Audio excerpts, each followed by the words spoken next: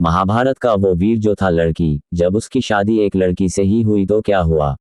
शिखंडी को महाभारत के सबसे रहस्यमय पात्रों में से एक माना जाता है। शिखंडी ही भीष्म का मौत का कारण बना था। आखिर कौन था शिखंडी, आइए जानते हैं। शिखंडी महाभारत का एकमात्र ऐसा पात्र है जो पुनर्जन्म में स्त्री होता है। दूसरे जन्म में भी वे स्त्री के रूप में जन्म लेते हैं, लेकिन वह पुरुष बन जाते हैं। शिखंडी ने ऐसा क्यों किया और इसके पीछे क्या कारण था? इन सभी सवालों का जवाब जानने के लिए इस कथा को जानना होगा। महाभारत का युद्ध 18 दिनों तक चला। इस युद्ध में हर दिन विशेष हुआ। जब कौरव और पांडवों में महाभारत का युद्ध होना तय हो गया तो दोनों पक्षों की सेना कुरुक्षेत्र के मैदान में एकत्रित हुई। यहाँ पर कौरवों की सेना का नेतृत्व कर रहे दुर्योधन ने भीष्म पितामह से पांडवों के प्रमुख योद्धाओं के बारे में पूछा। तब भीष्म पितामह ने पांडवों के प्रमुख योद्धाओं के बारे में विस्तार पूर्वक दुर्योधन को बताया।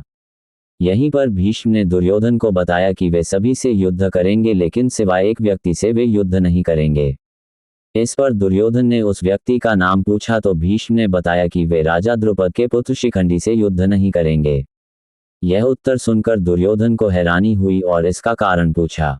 भीष्म ने युद्ध न करने के पीछे बताई ये वजह। दुर्योधन के बार बार पूछे जाने पर भीष्म ने उसे बताया कि शिखंडी पूर्व जन्म में एक स्त्री था। साथ ही वह इस जन्म में भी कन्या के रूप में जन्मा था, लेकिन बाद में वह पुरुष बन गया। भीष्म ने कहा कि कन्या रूप में जन्म लेने के कारण मैं उसके साथ युद्ध नहीं करूंगा, क्योंकि उनका धर्म महिलाओं पर शस्त्र उठाने की आज्ञा नहीं देता है। शिखंडी के पूर्व जन्म की कथा। दुर्योधन ने भीष्म की बात सुनकर शिखंडी के स्त्री से पुरुष बनने की कथा के बारे में जानने की इच्छा जताई। तब भीष्म ने बताया कि जिस समय हस्तिनापुर के राजा और उनके छोटे भाई विचित्रवीर्य थे, उस समय उनके विवाह के लिए मैं भरी सभा से काशीराज की 3 पुत्रियों अंबा, अंबिका और अंबालिका को हर लाया था। लेकिन जब पता चला कि अंबा राजा शाल्व को प्यार करती है, तब अंबा को पूरे सम्मान के साथ राजा शाल्व के पास भेज दिया, लेकिन राजा शाल्व ने अंबा को अपनाने से इनकार कर दिया। अंबा ने भीष्म से बदला लेने की ठानी। इस पूरी घटना के बाद अंबा को ऐसा लगता है कि राजा द्वारा उससे न अपनाने की पीछे सबसे बड़ी वजह भीष्म है। भीष्म के कारण ही उनका जीवन बर्बाद हुआ है। इसलिए अंबा ने भीष्म से बदला लेने का प्रण लिया। ये बात जब अंबा के नाना राजर्षि होत्रवाहन को पता चली तो उन्होंने अंबा को परशुराम जी से मिलने के लिए कहा। अंबा ने अपने साथ हुई घटना की पूरी जानकारी परशुराम को बताई। तब परशुराम जी ने भीष्म से अंबा से विवाह करने के लिए कहा, लेकिन भीष्म ने ऐसा करने से इनकार कर दिया। इस पर परशुराम जी को क्रोध आ जाता है और भीष्म को युद्ध के ललकारते हैं। दोनों के बीच पूरे 23 दिन तक युद्ध चलता है और परिणाम नहीं निकलता है।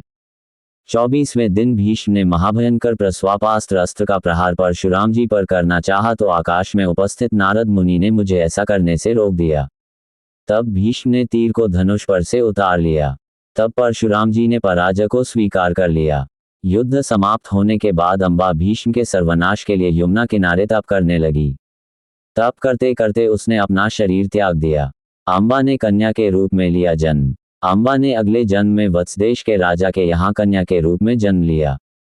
अंबा अपने पूर्व जन्म के बारे में जानती थी, इसलिए भीष्म से बदला लेने के लिए वह पुनः तप करना शुरू कर देती है। इस बार उसके तप से भगवान शिव प्रसन्न होकर उसे वरदान मांगने के लिए कहते हैं।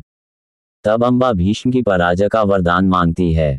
भगवान शिव उसे मनचाहा वरदान देते हैं, लेकिन वह कहती है कि प्रभु कन्या होकर भीष्म को कैसे पराजित कर सकती है। इस पर भगवान शिव कहते हैं कि अंबा तुम अगले जन्म में पुनः एक स्त्री के रूप में जन्म लोगी, लेकिन युवा होने पर तू पुरुष बन जाएगी और भीष्म की मृत्यु का कारण बनेगी। ऐसा वरदान मिलने पर उस कन्या ने एक चिता बनाई और भीष्म का वध करने के लिए अग्नि में प्रवेश कर गई। अंबा ही थी शिखंडी। अंबा महाभारत काल में शिखंडी रूप में पैदा हुई। राजा द्रुपद को कोई संतान नहीं थी। तब महादेव को प्रसन्न कर उन्होंने पुत्र रत्न का वरदान मांगा।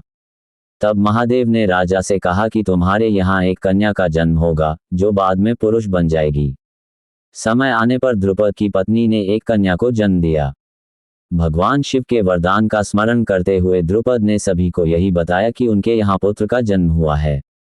युवा होने पर रानी ने राजा द्रुपद से कहा कि महादेव का वरदान कभी निष्फल नहीं हो सकता, इसलिए अब इसका विवाह किसी कन्या से कर देना चाहिए। रानी की बात मानकर राजा द्रुपद ने दशानराज हिरण्यवर्मा की कन्या से शिखंडी का विवाह करवा दिया।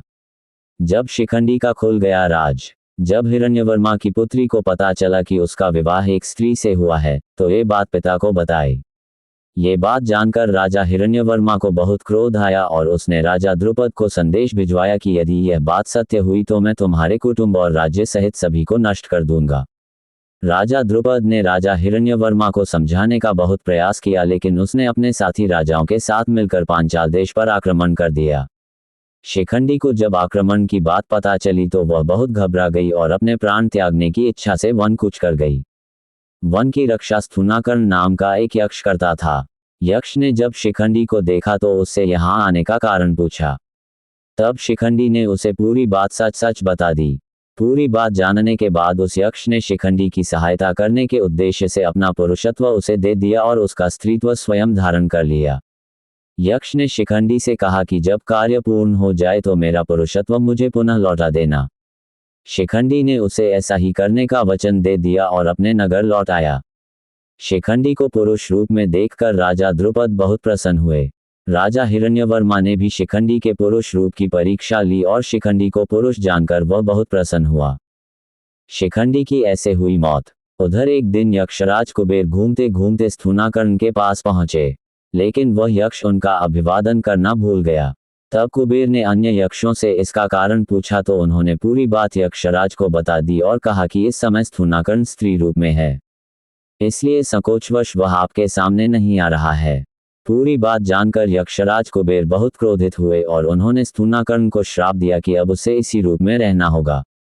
स्थूनाकर्ण के क्षमा मांगने पर यक्षराज ने कहा कि शिखंडी की मृत्यु के बाद तुम्हें तुम्हारा पुरुष रूप पुनः मिल जाएगा।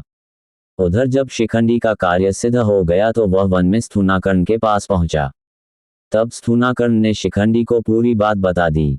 ये जानकर शिखंडी को बहुत प्रसन्नता हुई। महाभारत युद्ध की समाप्ति के बाद जब दुर्योधन ने मरणासन अवस्था में अश्वत्थामा को अपना सेनापति बनाया था, तब महादेव की तलवार से अश्वत्थामा ने सोती हुई अवस्था में शिखंडी का वध कर दिया था।